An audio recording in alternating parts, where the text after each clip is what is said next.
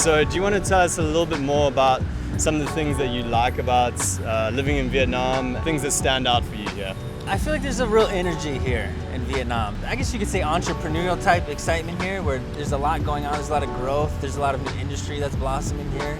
Right now you are teaching, and how have you been enjoying the teaching work here? It's been a shock, I guess you could say, you know? I mean, there's days where I'm standing there, I'm like, wow, there's 40 kids looking at me right now, like, this is different. Hi everyone, it's Alex here. We're here in Ho Chi Minh City, and I'm joined by Aaron, who we are going to be talking to today a bit about his experience of moving to Vietnam and starting to teach English here.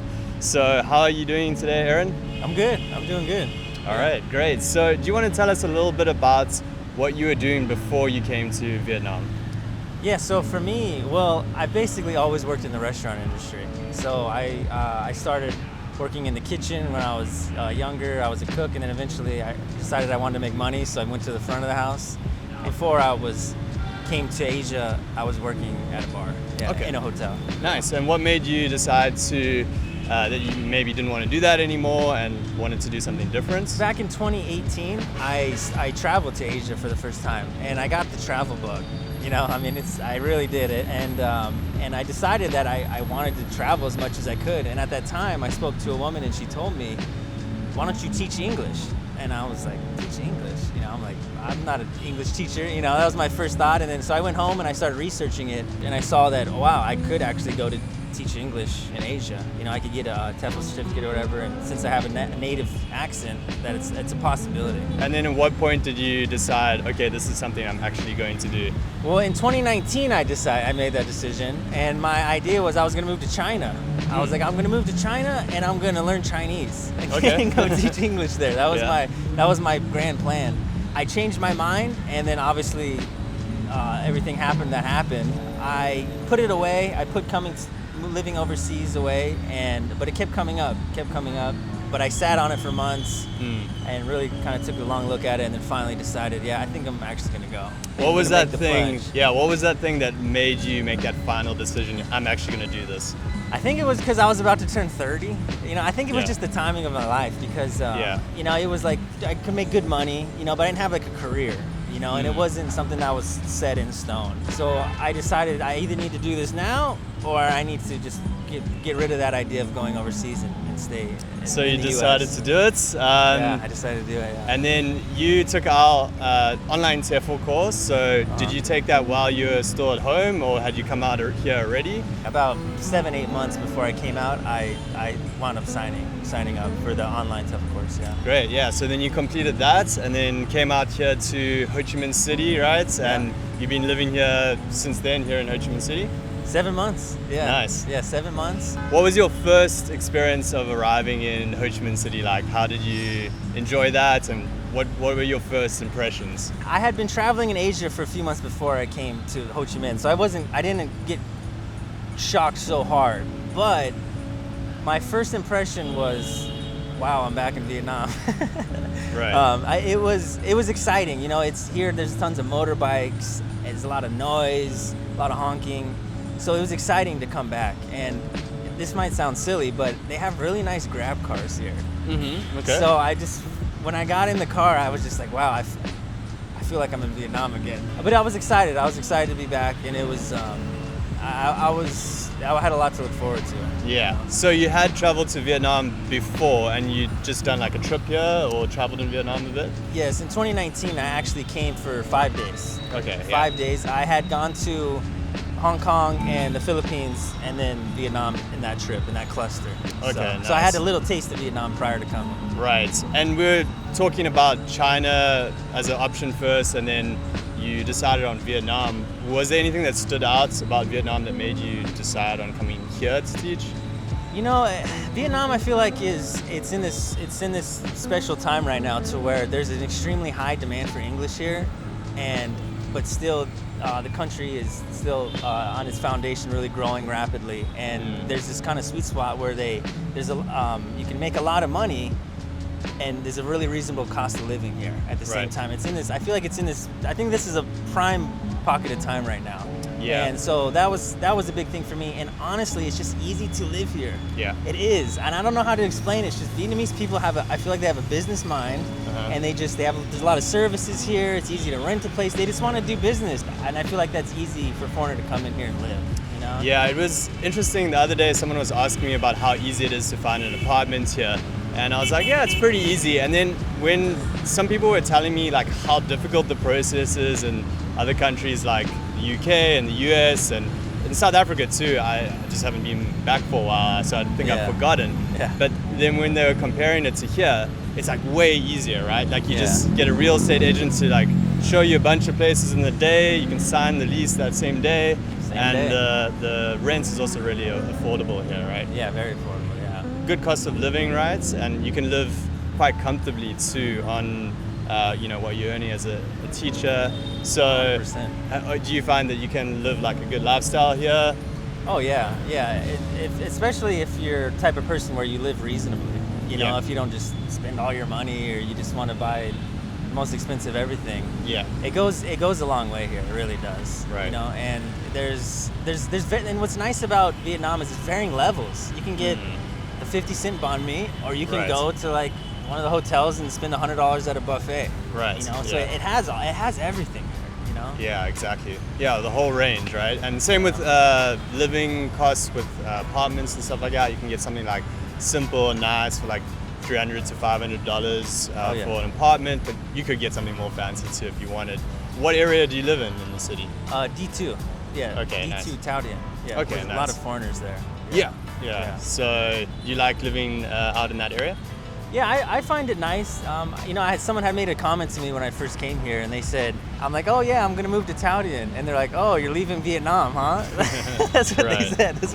And I was like, and in my mind, I'm like, it's still like 90% Vietnamese. There is a concentration of foreigners there, but I like it. It's nice proximity. It's kind of just outside of D1, out of the city center. It's just over the bridge. There's a lot of people that are like very for or against Tao Dien. It's kind of has the polarizing effect.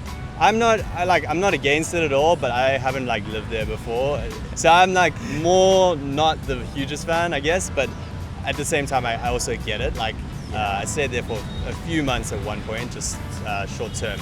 But I think it can be a really comfortable, nice place to live as well. Yeah. Well, I will say though, I've been there for 7 months, and I think when I move, I'll probably go to a different area. Okay. Depending. Because you can kind of see there's a bunch of pockets in the city, and you can kind of see where you like after a while. Because you can get a better deal outside of Tao Dien. It's more expensive. Yeah. And what we normally say to people who come and like do our TEFL course is see where you get a job and then look for an apartment after that, because you can find really nice places in different districts in the city, and you want to be not too far from work, but also like centrally located, so you can kind of find a good mix of where you work versus where you want to hang out, and maybe live somewhere in the middle, that kind of thing.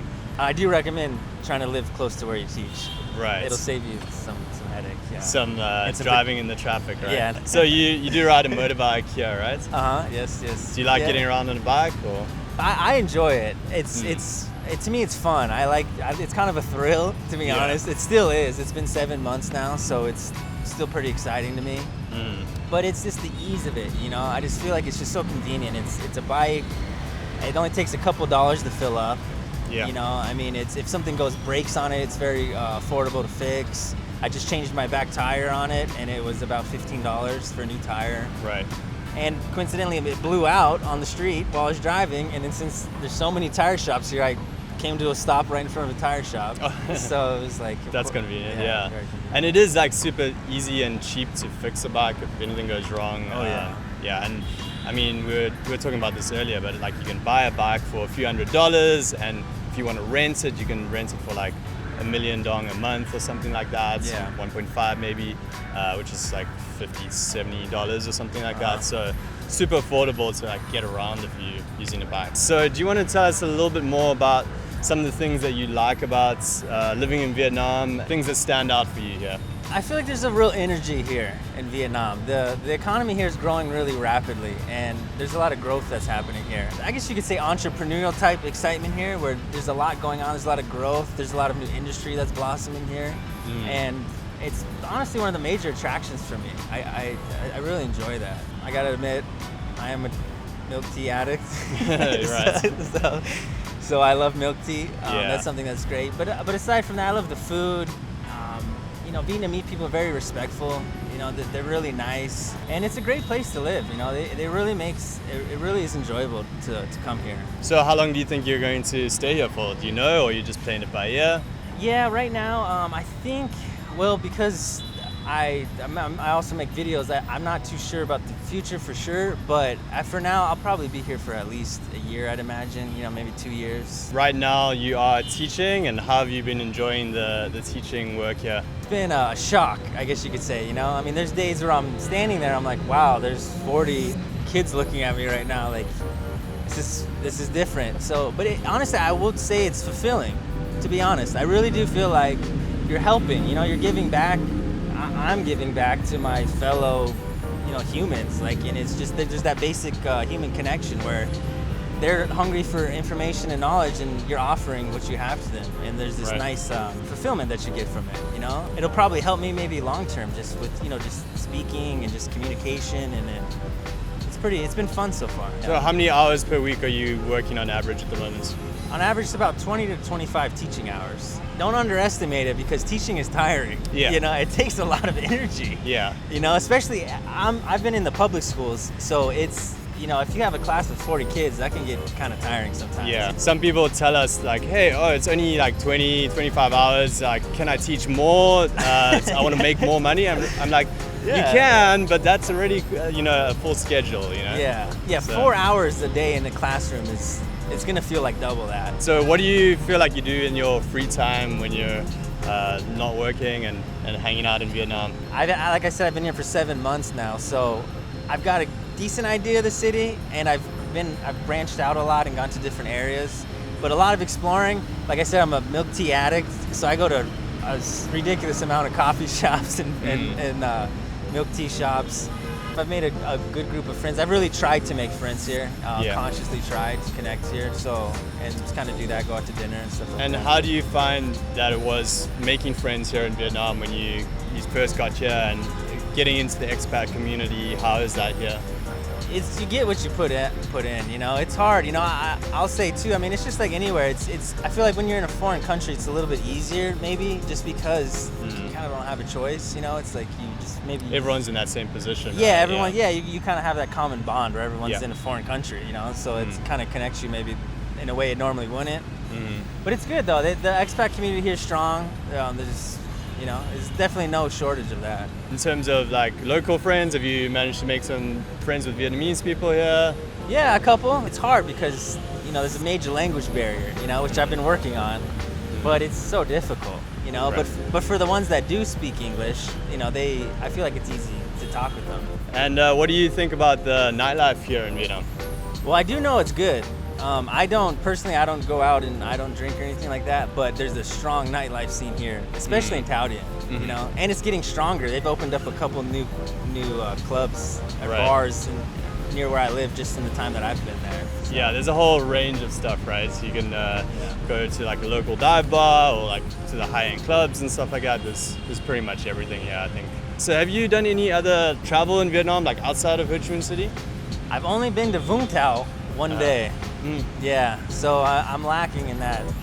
But I really need to, and I think I'm doing Vietnam and myself a disservice by not seeing the rest of the country. Yeah, you should definitely make some trips when you get a chance. But I do know you're going on a trip soon overseas, so that'll be cool too, right? Yeah. That's one of the good things about living here. It's cheap to travel to nearby countries.